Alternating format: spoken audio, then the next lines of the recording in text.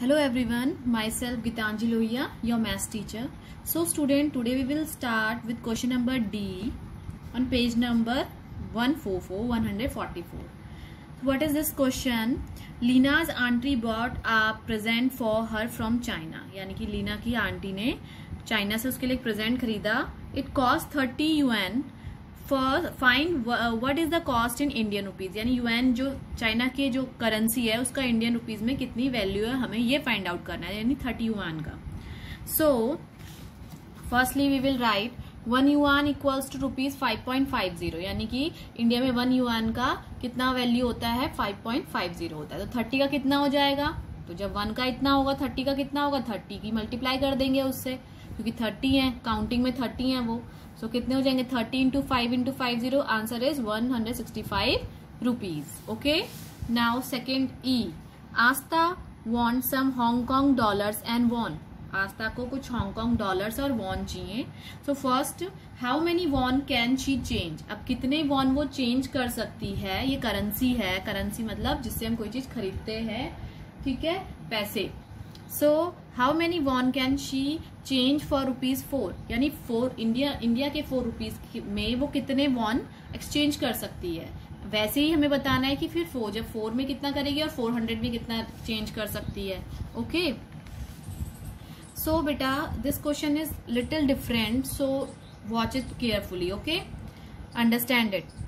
1 won equals to इतना, यानी कि अगर हम लिस्ट देखें, जो पीछे लिस्ट हमें गिवन है according to that list. Okay, so 1 जो ये वॉन है, वॉन कितना होता है, रुपीज 0.40. तो ये कोरिया का है, कोई बात नहीं.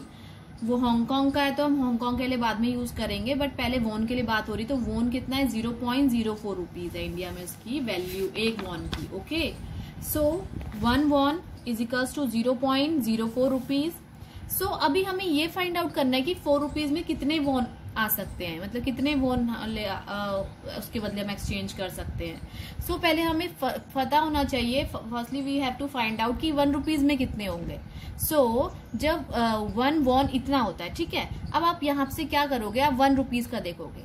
1 रुपीज में कितना होगा, 1 रुपीज में 0.04, यानी 1/0.04 वॉन होगा. लाइक दिस हम ये करते हैं ना, ये this is not, you don't do this in your copy, I am just explaining you. 1 rupees is equals to 100 paisa होता है. तो अगर मुझे 1 पैसा चाहिए तो मैं 1 पैसे और ये 100 कहाँ चल जाएगा, इसके नीचे चल जाएगा. तो यानी 1 rupees is equals to 1/100 rupees हो जाएगा, यानी 1 पैसे में कितना, 1/100 क्या हो जाएगा, रुपीज होता है. तो उसी तरीके से हमने यहाँ पे भी किया है. सो 1 रुपीज में 1/0.04 वॉन होंगे. अब हम इसे थोड़ा सिंप्लीफाई करेंगे. हम ये पॉइंट यहाँ से रिमूव करेंगे. जब पॉइंट रिमूव होगा, कितने डिजिट के आगे पॉइंट लगा हुआ है, 2 डिजिट के आगे पॉइंट लगा हुआ है. अभी क्योंकि हमें जब भी हम किसी चीज से डिवाइड करते हैं तो वो नंबर डेसिमल में नहीं होना चाहिए, तो हम इस पॉइंट को यहाँ से रिमूव करेंगे. 2 डिजिट के आगे पॉइंट है, तो जब हम इसे रिमूव कर देंगे, दिस इज द साइन, जो मैं ऐसे कर रही हूँ, this is the sign of removing the decimal. So जब मैं इसे रिमूव कर रही हूँ तो 2 zeros क्या लग जाएंगे, ऊपर लग जाएंगे. अब ये हो गया 100/4. आई होप कि आपको ये स्टेप समझ में आया होगा, जिस तरीके से हम डेसिमल में कन्वर्ट करते हैं. अभी फ्रैक्शन से हम क्या कर रहे हैं, मतलब डेसिमल से हम जो पॉइंट है वो हटा रहे हैं, तो क्या फॉर्म हो रहा है, 0 ऊपर इंक्रीज हो जा रहे हैं और ये 100/4 बन गया. अब 1 रुपीज में इतने वॉन होते हैं. ओके, सो अब हमें चाहिए कि 4 रुपीज में कितने वॉन मिलेंगे. तो मल्टीप्लाई बोथ साइड बाय 4, ये मैंने सिर्फ आपको एक्सप्लेनेशन के लिए लिखा हुआ है. तो 4 रुपीज के लिए आप 4 से ही तो मल्टीप्लाई करोगे, मतलब 4 रुपीज में कितना होगा, तो 4 से मल्टीप्लाई करोगे इस पूरे को. जब 4 से मल्टीप्लाई करोगे तो 4 से 4 क्या हो जाएगा, डिवाइड हो जाएगा, 1 जा आ जाएगा, 4 1 जा 4, तो 100 1 जा 100 वॉन, यानी 4 रुपीज में कितने वॉन आएंगे, 100 वॉन आ सकते हैं. ठीक है, अब 4 रुपीज में 100 वॉन आते हैं, तो हमें कितने के फाइंड आउट और करने हैं, 400 के लिए. तो 4 में इतना होगा तो 400 में कितना होगा, तो फिर से 400, पहले हमें फर्स्टली हमें 1 रुपीज के बारे में पता होना चाहिए. तो 1 रुपीज के बारे में तो हम पहले ही निकाल चुके हैं कि 1 रुपीज में कितने वॉन आते हैं. तो 1 रुपीज में 100/4 वॉन आते हैं. सॉल्व करके हमने लिख रखा है 1 रुपीज में 100/4 आते हैं. सो 100/4 आते हैं 1 में, तो 400 में कितना आएगा, 400 इंटू 100/4. क्लियर? सो हमने 4 से 400 को डिवाइड किया तो कितने टाइम्स गया? 100 टाइम्स गया। तो 100, यहाँ पे भी 100, यहाँ पे भी 100, 100 इंटू 100, 10,000 वोन हो गया। ओके, सो 400 में जब हम एक्सचेंज करेंगे तो 400 रुपीज में कितने वोन आ जाएंगे? 10,000 वोन आएंगे। ओके, नाउ इसका सेकेंड पार्ट, ई का second part. Okay, how many Hong Kong dollars can she change for rupees 508? यानी 508 में कितने रुपीज एक्सचेंज कर सकती है वो हांगकांग डॉलर्स। तो same method, by the same method we will do this question also. 1 Hong Kong dollar rupees 5.10, यानी कि इंडिया में इसकी वैल्यू कितनी है?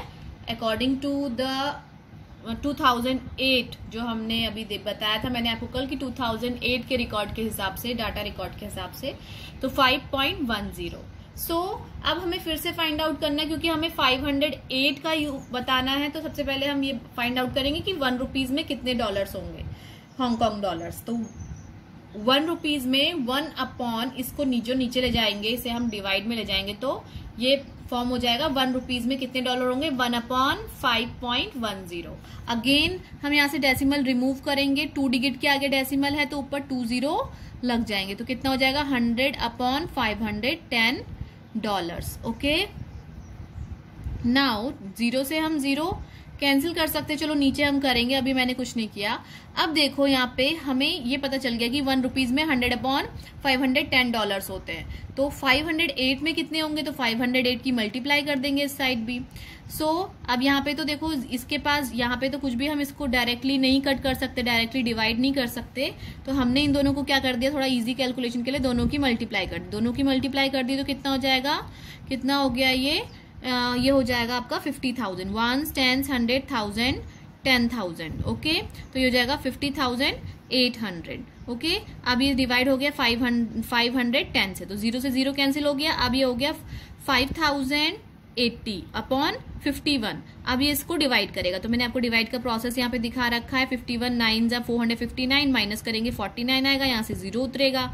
51 9 जा फिर 459 आएगा, 10 में से 9 गया 1 आया, यहाँ पे से 8 में से 5 गया 3 आया।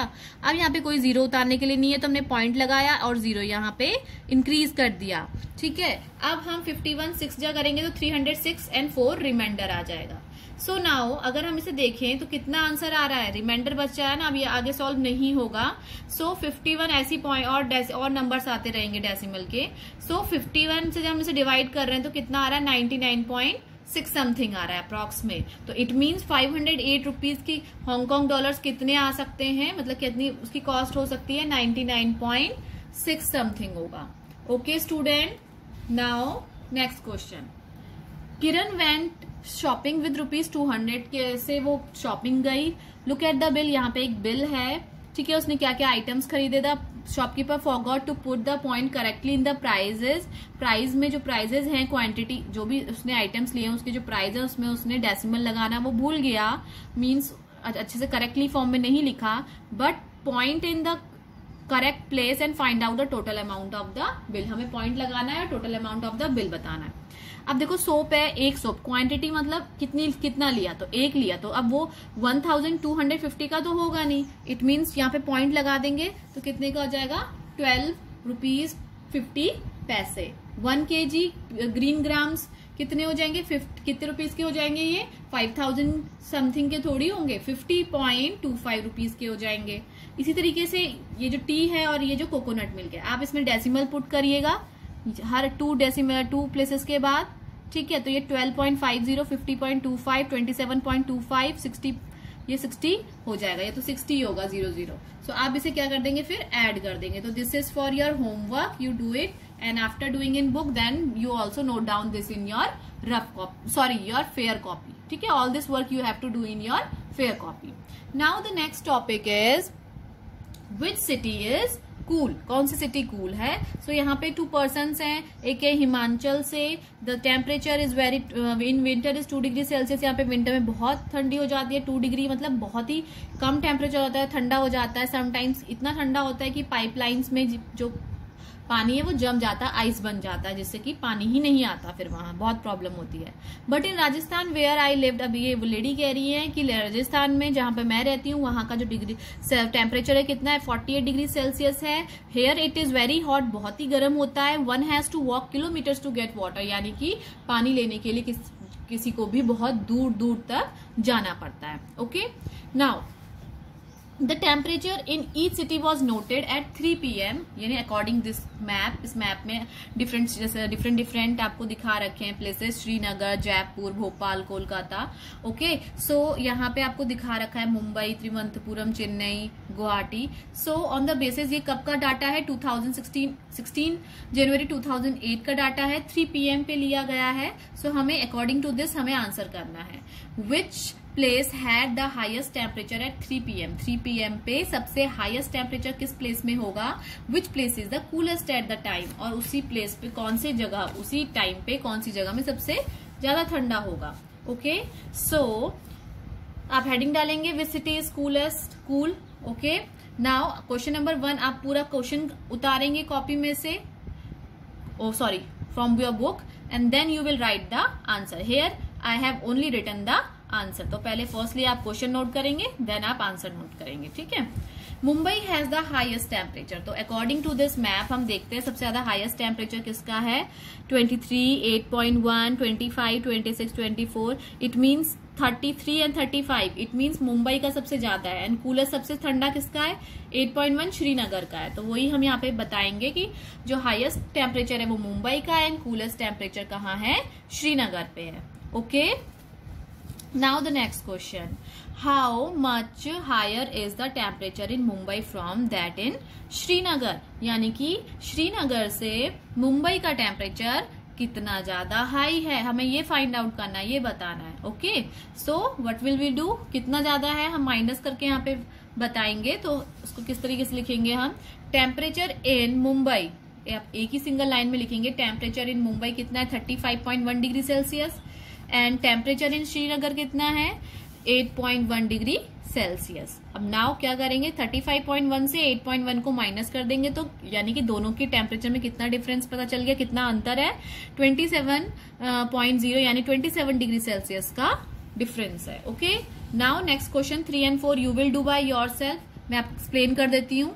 How many degrees, only 3 and 4 you have to do. Okay, how many degrees will the temperature needed to rise, कितना जो टेम्परेचर है वो बढ़ेगा for it to reach 40 degree Celsius in Thiruvananthapuram, Thiruvananthapuram में कितना ज्यादा बढ़ना चाहिए कि वो 40 डिग्री सेल्सियस पे आ जाए, ठीक है। How much lower is the temperature of Kolkata from that in Chennai, Chennai से कोलकाता का टेम्परेचर कितना कम है। तो ये दोनों चीजें आपको करनी है, this is your homework, you have to do this homework in your fair notebook. Clear student? So that is all for today student. I hope that you understand the video, and for better understanding please repeat the video. If you having any problem you can ask to me. Okay student, bye bye.